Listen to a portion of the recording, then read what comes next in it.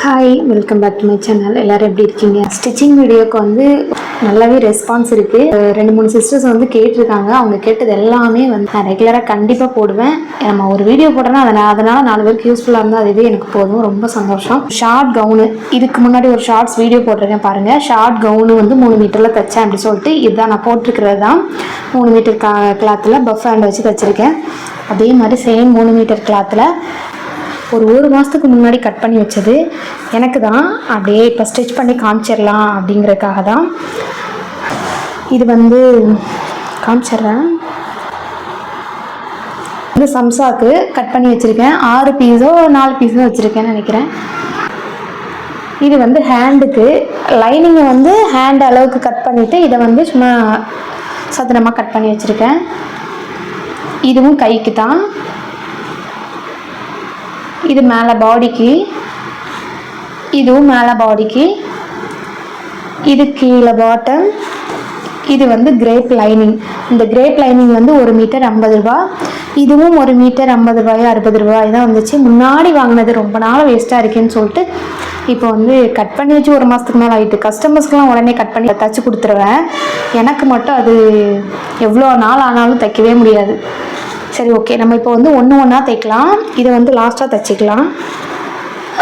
First நம்ம வந்து பாடிக்கு தைச்சிக்கலாம். இப்படி தான் நான் கட் பண்ணுவேன். லைனிங் வந்து இப்படி கரெக்டாக கட் பண்ணிவிட்டு அளவுக்கு இதை வந்து சும்மா சதுரமாக கட் பண்ணி வச்சுருக்கேன். கழுத்து அடித்து திருப்ப போகிறோம். எது நல்ல பக்கம் அப்படின்னு பார்த்துட்டு நல்ல பக்கத்துக்கு மேலே அந்த லைனிங்கை வச்சுட்டு கழுத்து அடித்து திருப்ப போகிறோம். இது கொஞ்சம் வழுக்கும் இந்த துணி. நூலே கொறுக்கல நான். ஐயோ கடவுளே கடவுளே. அந்த எங்கே கேமராவை வச்சு, கேமராங்கிற மாதிரி ஃபோனு தான், எங்கே வச்சு என்ன எடுத்தால் கிளியராக இருக்கும் என்ன ஏதுன்னு. ஒரு குட்டி பாப்பாவுக்கு வந்து ஃப்ராக் கட் பண்ணி வீடியோ போட்டிருந்தேன். அதை ஸ்டிச்சிங் பண்ணுறதுக்கு நான் இந்த சைடு ஆப்போசிட் சைடு இந்த மாதிரி ஸ்டாண்டை வச்சு வீடியோ எடுத்திருந்தேன். பார்த்தா இருட்டாக இருந்துச்சு, நல்ல தெளிவாக தெரியல. அதனால் இன்றைக்கி ஆப்போசிட் சைடு வச்சு ட்ரை பண்ணி பார்க்குறேன். நிறைய வீடியோஸ் எடுத்து அது நல்லா இல்லை, தெளிவாக தெரியலை, அப்படி இப்படின்னு டெலிட் தான் பண்ணியிருக்கேன். முடிஞ்ச அளவுக்கு எனக்கு வந்து வீடியோ எடுக்கிறது, எடிட் பண்ணுறது எல்லாமே வந்து நானே தான். இந்த லைட்டு நான் ஓயாமல் கண்ணை பற்றி முழிப்பேன். இப்போ வந்து நம்ம கழுத்தை அடித்து திருப்பிக்கலாம். நீங்கள் இந்த இதுக்குன்னே நீடில் வச்சுருப்போம்ல, ஊசி பாசி இருக்கும்ல, அதை வந்து நீங்கள் ஹோல்ட் பண்ணி வச்சுட்டு ஒரு ஷோல்டரில் ஹோல்ட் பண்ணி வச்சுட்டு கூட நீங்கள் நான் பிடிச்சிக்குவேன். கழுத்து அடிச்சுக்கிறேன்.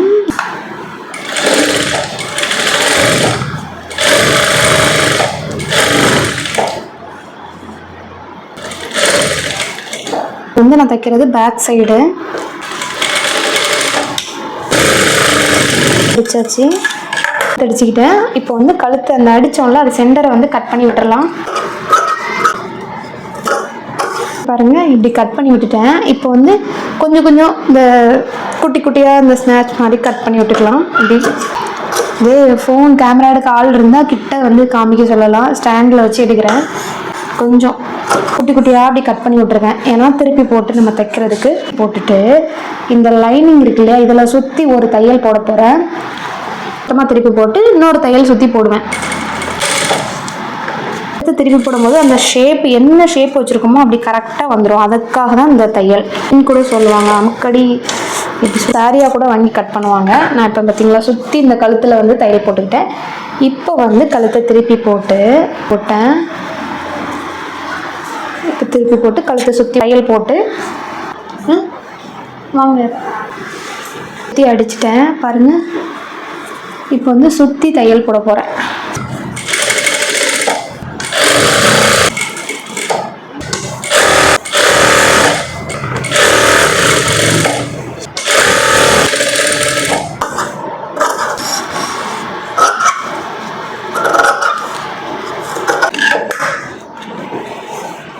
இப்போ வந்து இங்கே வந்து கொஞ்சம் கிராஸாக வெட்டும் போதே வெட்டணும். நான் வந்து தைக்கும் போது வந்து அதை வெட்டி விட்டுருவேன்.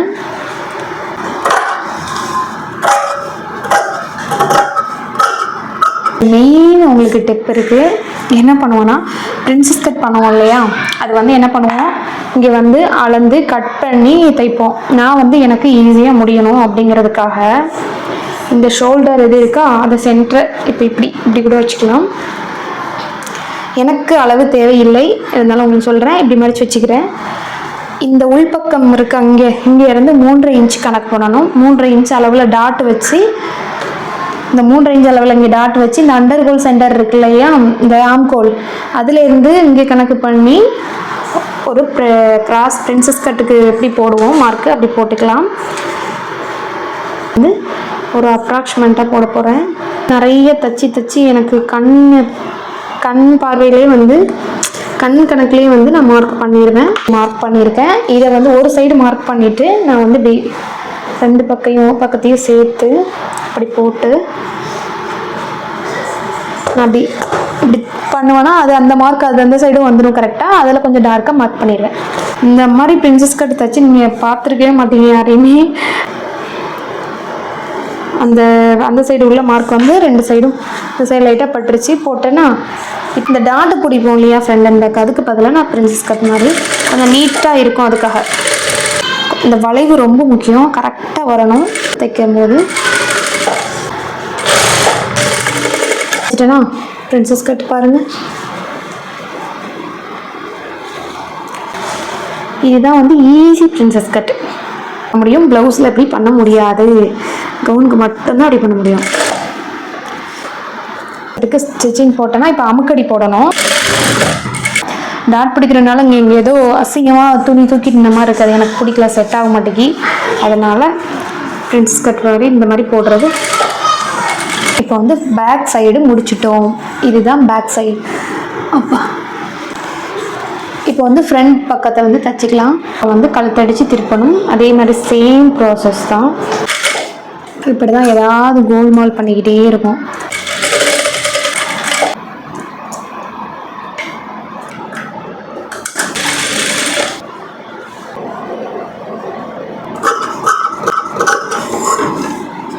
கழுத்தை சுற்றி அடிச்சிட்டேன்.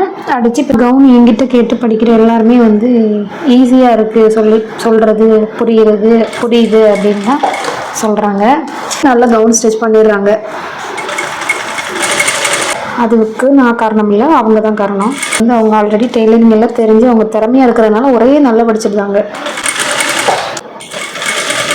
இப்போ அமுக்கடி போட்டேன். இப்போ சுற்றி தையல் போட்டுக்கலாம்.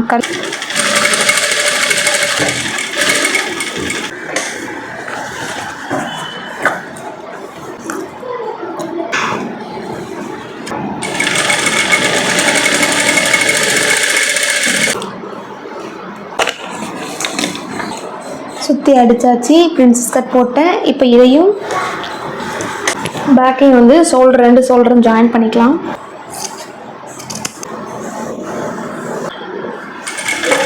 ஷோல்டர் அடித்தாச்சு.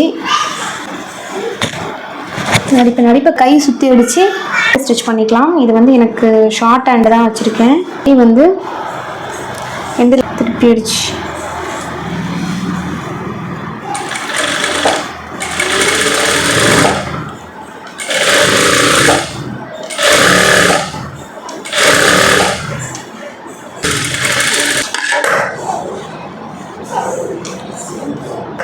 கை வந்து பண்ணிட்டேன். ஜாயின் அமுக்கடி போட்டு சுற்றி அடிச்சுக்கலாம்.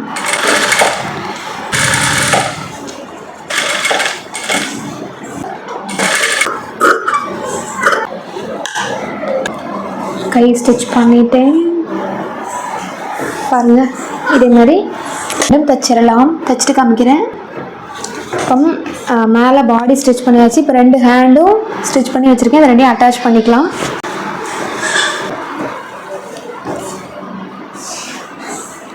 கனெக்ட் பண்ணி சென்டர்லேருந்து ஜாயின் பண்ணிக்கலாம். பாருங்கள், கை வந்து அட்டாச் பண்ணிட்டேன். 2 தையல் போட்டிருக்கேன். இந்த கை அட்டாச் பண்ணிக்கலாம். இது பேக்கு, இது ஃப்ரண்ட் பக்கம். இப்போ வந்து இது என்ன பண்ண போகிறேன்னா லைனிங்கையும் மேல் துணியும் வந்து ஹிப்பில் ஜாயின் பண்ண போகிறேன். லைனிங் உள்ள வச்சு மேல் பக்கம் வந்து நான் அந்த மேல் துணியை வச்சு ஹிப்பை 2 ஒன்றா ஜாயின் பண்ண போகிறேன். இதுக்கும் எது நல்ல பக்கமே தெரில. இது வந்து இதையும் லைனிங்கையும் ஜாயின் பண்ணிக்கலாம். இருக்குது உள் பக்கம்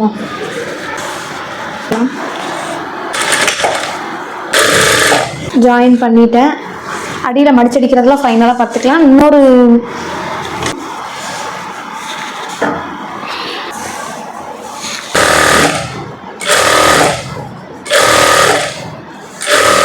மேலே பாடியையும் கீழே பாட்டமையும் ஜாயின் பண்ணிக்கலாம்.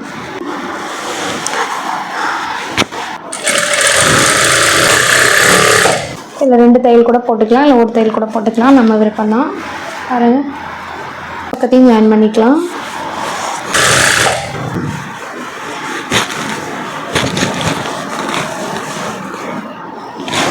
இப்போ வந்து சைடு அடி துணியே இப்படி தான் சாரியாக கட்டது கூட வாங்கிப்பாங்க. நான் வந்து அதில் ஃப்ராக் தைக்கிறேன், போட்டு காமிக்கிறேன், நல்லா தான் இருக்கும். இப்போ சைடு அடிச்சுக்கலாம்.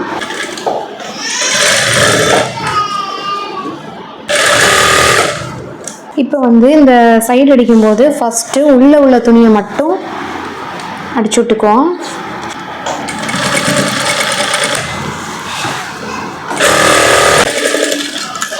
கையிலேருந்து ஆரம்பித்து ஹிப்பில் கொண்டு வந்து அந்த தையல் முடிச்சுட்டு இந்த உள்ளே உள்ள துணியை மட்டும் ஃபஸ்ட்டு தையல் போட்டிருக்கேன். அதுக்கப்புறம் லைனிங் 2யும் ஜாயின் பண்ணிக்கலாம். பண்ணிவிட்டு அப்புறம் இடுப்பில் வந்து நம்ம 2யும் ஒன்றா ஜாயின் பண்ணி விட்டுறலாம். வீடியோ எடுக்கிறேன் யூடியூபுக்கு இருக்கும். பாடி அளவு வந்து இந்த அளவு பார்ப்போம் இல்லையா, இந்த சுற்றளவு வந்து எனக்கு 17 இருக்கணும். கீழே வந்து ஹிப்பு வந்து 15 இந்த மாதிரி இருந்தால் கரெக்டாக இருக்கும். ஸ்டிச் பண்ணியிருக்கேன். போட்டு பார்த்துட்டு கூட கரெக்ஷன் பண்ணிக்கலாம். இப்போ வந்து அடியில் மடித்து அடிக்கணும்.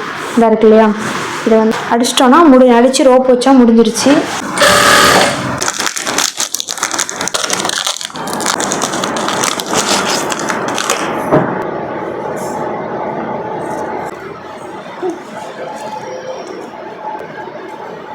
பல நாள் சாப்பாடே எனக்கு இந்த டீயும் பிஸ்கட்டும் தான்.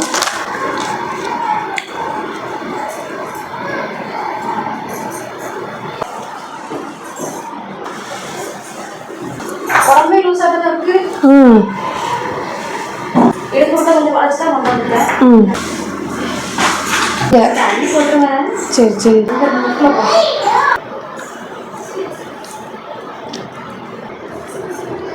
எனக்கா நிக்கட்டும், சத்தம் போடுவாளா?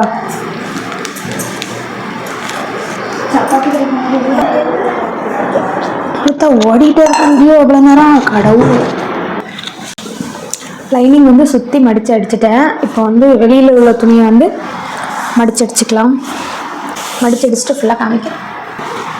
இது வந்து முன் பக்கம், இது வந்து பின் பக்கம்.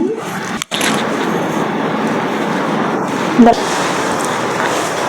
கவுன் ஃபுல்லாக ஸ்டிச் பண்ணி முடிச்சிட்டேன். இந்த ரோப் மட்டும் வைக்கணும். ரோப் இனிமேல் தான் வாங்கணும் இந்த கலரில். பாருங்கள், இது வந்து ஃப்ரண்டு, இது வந்து பேக்கு. ஷார்ட் ஸ்லீவ் வச்சு பண்ணியிருக்கேன்.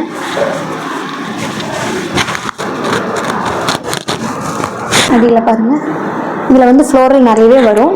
3 மீட்டர் துணிலாம் ஸ்டிச் பண்ணியிருக்கேன். இந்த வீடியோ கண்டிப்பாக உங்களுக்கு யூஸ்ஃபுல்லாக இருக்கும்னு நம்புகிறேன். சொன்னது வந்து உங்களுக்கு புரியும்னு நினைக்கிறேன். புரியலைன்னா கமெண்ட்டில் கேளுங்க, அடுத்தடுத்து இன்னும் போடுறேன்.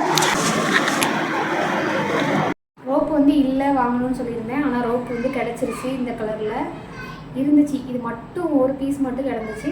அதனால் ரோப்பு இப்போவே கையோட வச்சுருக்கேன். 3 தான் வச்சுருக்கேன். எத்தனை நாளும் வைக்கலாம், 2-3 வைக்கலாம்னா நான் 1 எப்படி இருக்குன்னு கமெண்ட்டில் சொல்லுங்கள். Bye, Tata, see you.